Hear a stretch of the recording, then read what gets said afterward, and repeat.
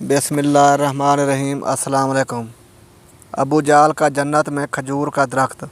उम्मुल मोमिनीन हज़रत उम्मे सलमा रज़ी अल्लाह ताला अन्हा फरमाती हैं कि एक दिन हज़ूर नबी करीम सल्लल्लाहु अलैहि वसल्लम ने मुझे बताया कि मैं आलम ख्वाब में जन्नत में गया। वहाँ मैंने खजूर का एक दरख्त देखा जो दूसरे तमाम दरख्तों से भला मालूम होता था। मैंने पूछा कि ये किसका दरख्त है। मुझे बताया गया कि ये अबू जाल का दरख्त है। मुझे हैरत हुई कि अबू जाल का दरख्त जन्नत में, वो तो बिस्मिल्लाहिर्रहमानिर्रहीम। अबू जाल का असल नाम उमर बिन हशाम और कुनियत अब्दुल हकम थी, जिसकी वजह से वो अरबी अबुल हकम के नाम से जाना जाता था। रिश्ते में हज़रत उमर रज़ी अल्लाह ताला अन्हु का मामू और इस्लाम के अजीम सिपह सलार हज़रत खालिद बिन वलीद रज़ी अल्लाह ताला अन्हु का चचा था। आम लोगों का ख्याल है कि अबू जाल का ये नाम इस्लाम ने कम इल्मी और नाखानगी की वजह से दिया था, जो कि बिल्कुल गलत है। अब्दुल हकम का मतलब है इल्म और हिकमत का बादशाह। वो कई कई घंटे बड़ी बड़ी लंबी तकरीरें किया करता था। शायरी भी खूब जानता था और अपने दौर में खाना काबा का मुतवल्ली भी था। मेले और महफिलें करवाया करता था। खाना काबा की तमीर और तसीह में भी बढ़ चढ़ कर हिस्सा लेता था। अरब के लोग दूर दराज इलाकों से लंबी मुसाफत तय करके इसकी तकरीरें सुनने के लिए आया करते थे। एक दिन खाना काबा के दीवार से टेक लगाकर बैठा था कि एक सीधे साधे देहाती का वहाँ से गुज़र हुआ, जिसने कहा, अय साहब, अगर इजाज़त हो तो मैं एक बात पूछूं, मगर आप सही से जवाब देंगे और मेरे सवाल की कोई डंडी नहीं मारेंगे। जवाब में अबू जाल ने देहाती से कहा कि पागल हो गए हो, देखते नहीं मैं कितनी पाक और मुतबरक जगह पर बैठा हूँ। इस जगह भला कोई झूठ बोल सकता है? पूछो क्या पूछते हो। देहाती ने कहा, अय अबूल हुकम, मुझे मोहम्मद बिन अब्दुल्ला सल्लल्लाहु अलैहि वसल्लम के बारे में बताइए। इसके बारे में आपका क्या ख्याल है? देहात की ज़ुबान से ये गैर मुतवक्के सवाल सुनकर अबू जहल तलमला उठा और उसे कहने लगा, ओ ज़ालिम, इस पाक जगह तुमको ये सवाल नहीं पूछना चाहिए था। जिसके जवाब में देहाती ने कहा, मैंने इसलिए तो इस जगह का इंतखाब किया है कि यहाँ कोई झूठ बोलने की जिसारत नहीं कर सकता। हैरानी और परेशानी के आसार उसके चेहरे पर अयां हो गए और घबराई हुई आवाज़ के साथ देहाती से कहा, सुन, आसमानों के रब की कसम, उस नीली छत के नीचे अल्लाह की ज़मीन पर मोहम्मद बिन अब्दुल्ला सल्लल्लाहु अलैहि वसल्लम जैसे सच्चा और रात बाद आज तक न पैदा हुआ न होगा। वो ख़ुद भी सच्चा, उसकी नबूवत भी सच्ची, उसका दीन भी सच्चा, और चश्मे फलक ने उस जैसा सादिक और आमीन आज तक नहीं देखा। देहाती ने हैरत से कहा, जनाब, अगर ऐसी बात है तो क्यों न चल कर उसकी बैत कर ली जाए और जो दावत वो दे रहे हैं उसे कबूल कर ली जाए। जिसके बाद जवाब में अबूल हुकम ने वो बात कही जिसने उसे अबू जाल बना दिया। कहने लगा, तेरी माँ तुझे को रोए, कभी उनकी महफिल में जाकर देखो तो सही। वहाँ तो आलम ये होता है कि कई कई दिन पेट पर पत्थर बांधना पड़ता है, और इताअत फरमाबरदारी का ये आलम है कि उनके मानने वाले उनके वज़ू का पानी ज़मीन पर गिरने की बजाय अपने कपड़ों पर मल लेते हैं और उनका पसीना बोतलों में डालकर महफूज कर लेते हैं। उनकी महफिल में आका गुलाम की भी कोई तमीज़ नहीं, सब बराबर समझे जाते हैं। जबकि तुमको मालूम है मैं कुरैश का एक मन्ना मनाया सरदार जाना जाता हूँ। लोग मेरी कदम बोसी करने के लिए तूल व अर्ज़ से मेरे पास मेरे आस्थाने पर हाजिर होते हैं, अपना माल व मता नज़र आने की सूरत पर पेश करते हैं, और कोई ग़ुलाम मेरे सामने बैठने की जुर्रत नहीं करता। तो तुम्हारा क्या ख्याल है, मैं ये जाओ जलाल शान और शौकत को कुर्बान करके इनके कदमों में जा बैठूं? ये वो जवाब था जो अबू जहल के इस माइंड सेट की अक्कासी करता है जिसे इस्लाम जहल का नाम देता है कि दूसरे की बात को सुनने से अक्सर इनकार कर देना चाहिए। इसका दावा और दलील कितनी जानदार और हकीकत पसंद ही क्यों ना हो। बल्कि एक बार तो ऐसा शदीद तूफ़ान आया, अबू जहल के दरवाज़े पर दस्तक हुई तो उसने अपनी बीवी से कहा कि इतने ख़राब मौसम में मेरे दरवाज़े तक आने वाला जो भी सवाल करेगा, मुझे लात उज़्ज़ा की कसम खाता हूँ, मैं इनकार नहीं करूँगा। जब दरवाज़े पर पहुँचे तो कायनात इंसानी का سب سے شریف اور سچا انسان جس کی چوکھٹ میں فرشتے بھی ادب سے حاضر ہوتے ہیں، اپنے چہرے کے چاند سے زیادہ خوبصورت، چہرے پر دل مو لینے والی مسکراہٹ کے ساتھ اللہ تبارک و تعالیٰ کی کبریائی اور وحدانیت کا علم لیے کھڑا ہے، اور اپنے معصوم لبوں سے دلیل اور منطق کے انمول موتی بکھیر رہا ہے۔ مگر ابن ہشام کی جہالت اور بدبختی کی انتہا دیکھیے۔ اس نے امام الانبیاء نبی رحمت صلی اللہ علیہ وسلم کی بات کو، جس کی قسم رب کائنات نے اپنی لاریب کتاب میں کھا رکھی ہے، سننے سے انکار کر دیا اور اپنی غفلت کے پردوں سے ڈھکے کانوں میں ناپاک انگلیاں ڈالیں، اور بیوی نے جب اسے اس قسم کی یاد دلائی تو اس کے لیے اس نے وہی بات دہرائی کہ میں کسی کو اپنے سے بہتر نہیں مان سکتا۔ آخر مجھ میں کمی کیا ہے؟ یہ مفہوم ہے کہ بات کو سننے سے انکار کر دینا اور اپنی ہر بات کو سچ تصور کر لینا۔ اگر کوئی دلیل مانگنے کی غلطی کر بیٹھے تو تشدد اور جبر پر اتر آنا، یہ رویہ عدم برداشت اور غصے کو جنم دیتا ہے، جو جہالت کا اصل مفہوم ہے۔ حضرت بلال رضی اللہ تعالیٰ عنہ سے روایت ہے کہ ہم مکہ میں حضرت ابوبکر صدیق رضی اللہ تعالیٰ عنہ کے گھر حضور صلی اللہ علیہ وسلم کے ساتھ تھے۔ اس دوران کسی نے دروازے پر دستک دی۔ میں باہر نکلا تو اچانک کیا دیکھتا ہوں کہ ایک عیسائی دروازے پر موجود ہے۔ اس نے پوچھا، کیا یہاں حضرت محمد صلی اللہ علیہ وآلہ وسلم موجود ہیں؟ میں نے کہا ہاں۔ پھر میں نے اسے اندر بلا لیا۔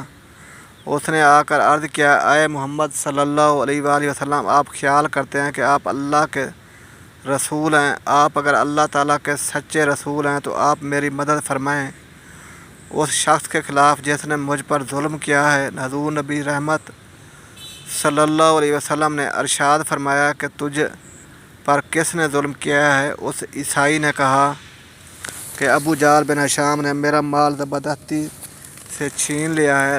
حضور نبی رحمت صلی اللہ علیہ وسلم فوراً اٹھ کھڑے ہوئے، اور یہ ہجرت کے زمانے کی بات ہے۔ حضرت بلال فرماتے ہیں، ہم نے عرض کیا، یا رسول اللہ صلی اللہ علیہ وسلم، یہ ابو جہل کے قبیلے کا کلولے کا کرنے کا وقت ہے، تو اس وقت آپ کا جانا اس پر کہیں ناگوار نہ گزرے، اور ہمیں ڈر ہے کہ کہیں وہ غضبناک نہ ہو جائے اور کہیں وہ آپ کو اذیت نہ پہنچائے۔ لیکن حضور صلی اللہ علیہ وسلم نے ہمارے گزارش کو نہ سنا اور ابو جہل کی طرف تشریف لے گئے، اور ابو جہل کا دروازہ کھٹکھٹایا تو ابو جہل غضبناک ہو کر باہر نکلا۔ اچانک دروازے پر کیا دیکھتا ہے کہ رسول اللہ صلی اللہ علیہ وسلم تشریف فرما ہیں۔ ابو جہل نے کہا، اندر تشریف لائیں، اور ساتھ ہی کہنے لگا، آپ میری طرف پیغام بھیج دیتے تھے تو میں آپ کی خدمت میں حاضر ہو جاتا۔ حضور صلی اللہ علیہ وآلہ وسلم نے ارشاد فرمایا کہ تو نے اس عیسائی کا جو مال لیا ہے تو اس کا وہ مال فوراً واپس کر۔ ابو جہل نے کہا، کیا آپ اس کام کے لیے تشریف فرما ہوئے ہیں؟ اگر آپ اس بارے میں کسی شخص کے ہاتھ پیغام بھیج دیتے تو میں مال واپس کر دیتا۔ حضور صلی اللہ علیہ وآلہ وسلم نے فرمایا، یا بات کو طویل نہ کرو، تم اس عیسائی کا مال فوراً واپس کرو۔ ابو جہل نے اپنے غلام سے کہا کہ اس عیسائی کا جتنا مال تم لے آئے ہو جلدی سے اس کو نکال کر اس کے حوالے کر دو۔ حضور نبی رحمت صلی اللہ علیہ وآلہ وسلم نے ارشاد فرمایا کہ اے شخص، کیا تیرا مال تجھ کو مل گیا ہے؟ عیسائی نے کہا، سوائے ایک کھجور کے پتوں کے بنی ہوئی ٹوکری کے۔ حضور صلی اللہ علیہ وسلم نے ابو جہل سے کہا کہ وہ ٹوکری جلدی سے نکالو۔ چنانچہ ابو جہل نے اسے اپنے گھر کے اندر تلاش کیا، لیکن وہ ٹوکری نہ ملی۔ آخرکار ابو جہل اس ٹوکری کے بدلے میں اس سے بہتر ایک اور ٹوکری دی۔ ابو جہل کی بیوی نے کہا، باخدا تو نے انتہائی ذلت اور عاجزی کے ساتھ ابو طالب کے یتیم کی خاطرداری کی ہے۔ ابو جہل نے اپنی بیوی سے کہا، جو کچھ میں نے دیکھا ہے اگر تم دیکھ لیتی تو ایسی بات نہ کہتی۔ اس نے کہا کہ تو نے کیا دیکھا؟ ابو جہل نے کہا، میری قوت کے باوجود جو کچھ ہوا تو اس پر مجھے رسوا نہ کرے۔ کہنے لگا کہ میں نے ان کے دونوں کندھوں پر 2 شیر بیٹھے ہوئے دیکھے۔ جب بھی میں ارادہ کرتا کہوں کہ میں مال واپس نہیں کرتا تو قریب تھا کہ وہ دونوں مجھے جھپٹ کر چیر پھاڑ دیتے۔ اس ڈر کے مارے میں نے ان کی عزت کی۔ حضرت بلال رضی اللہ تعالیٰ نے فرمایا کہ جب عیسائی نے وہ سارا منظر دیکھا جو منظر ابو جہل دیکھ چکا تھا تو اس نے زبان حال سے کہا، اے محمد صلی اللہ علیہ وآلہ وسلم، آپ اللہ کے سچے رسول ہیں، آپ کا دین برحق ہے۔ چنانچہ اس نے اسلام قبول کر لیا، اور اس کا اسلام کو قبول کرنا ایک مظلوم کی مدد کرنے کی برکت سے تھا۔ امام بخاری سے منقول ہے کہ ایک دن ابو جہل نے کہا، اگر میں نے محمد صلی اللہ علیہ وسلم کو کعبہ کے پاس نماز پڑھتے دیکھا تو میں معاذ اللہ اپنے پاؤں سے ان کی گردن کو پامال کروں گا۔ جب اس کی یہ بات حضور صلی اللہ علیہ وآلہ وسلم تک پہنچی تو حضور صلی اللہ علیہ وسلم نے فرمایا، اگر اس نے ایسا کرنے کی جرات کی تو فرشتے اس کو پکڑ کر اس کے ٹکڑے ٹکڑے کر دیں گے۔ سب لوگ اپنی آنکھوں سے اس بات کا مشاہدہ کریں گے۔ ایک روز حضور صلی اللہ علیہ وآلہ وسلم نے خانہ کعبہ کے پاس نماز پڑھ رہے تھے تو یہ مغرور کہنے لگا کہ میں نے تمہیں یہاں نماز پڑھنے سے منع نہیں کیا تھا؟ تمہیں معلوم نہیں کہ جتنے میرے دوست ہیں اتنے اور کسی کے نہیں؟ نبی کریم صلی اللہ علیہ وآلہ وسلم نے اسے جھڑک دیا۔ اسی وقت حضرت جبرائیل علیہ السلام حاضر ہوئے، یہ پیغام ربانی سنایا۔ ترجمہ: پس وہ لائے ہم اپنے نشینوں کو اپنی مدد کے لیے ہم جہنم کے فرشتوں کو بلائیں گے۔ حضرت جبرائیل علیہ السلام نے کہا، اللہ کی قسم، اگر اس نے اپنے دوستوں کو بلایا تو اسی وقت عذاب کے فرشتے اسے پکڑ لیں گے۔ ایک روز پھر اس بدبخت نے حضور صلی اللہ علیہ وآلہ وسلم کو نماز پڑھتے دیکھا تو پھر کہنے لگا، کیا تمہارے سامنے محمد صلی اللہ علیہ وسلم اپنے سر کو معاذ اللہ خاک آلود کرتا ہے، یعنی سجدہ کرتا ہے؟ لوگوں نے کہا ہاں۔ اس ملعون نے کہا، لات و عزا کی قسم، اگر میں نے اس کو اس طرح نماز پڑھتے دیکھا تو میں اس کی گردن کو اپنے پاؤں سے روند ڈالوں گا اور اس کے چہرے کو گرد آلود کر دوں گا۔ ایک روز حضور صلی اللہ علیہ وآلہ وسلم نے نماز پڑھ رہے تھے تو وہ نزدیک آیا تاکہ اپنے خبیث ارادے کی تکمیل کریں، لیکن قریب آتے ہی اچانک الٹے پاؤں پیچھے بھاگا اور اپنے ہاتھوں سے اپنا بچاؤ کرنے لگا۔ لوگوں نے اس سے کہا، کیا ابو جہل تمہیں کیا ہو گیا، کیا کر رہے ہو؟ اس نے کہا، میرے درمیان اور ان کے درمیان ایک خندق ہے جس میں آگ بھڑک رہی ہے، ایک ہولناک منظر ہے اور فرشتے پر مارتے نظر آ رہے ہیں۔ حضور صلی اللہ علیہ وسلم نے فرمایا، اگر وہ بدبخت میرے قریب آتا تو فرشتے اس پر جھپٹ پڑتے اور اس کے ٹکڑے ٹکڑے کر دیتے۔ ابو جہل عمر بن شام کا جنت میں کھجور کا درخت والا واقعہ ایک مشہور ولی اللہ سیدنا ابو درداء رضی اللہ تعالیٰ عنہ سے منسوب ہے جو بعض روایات میں بیان ہوا ہے۔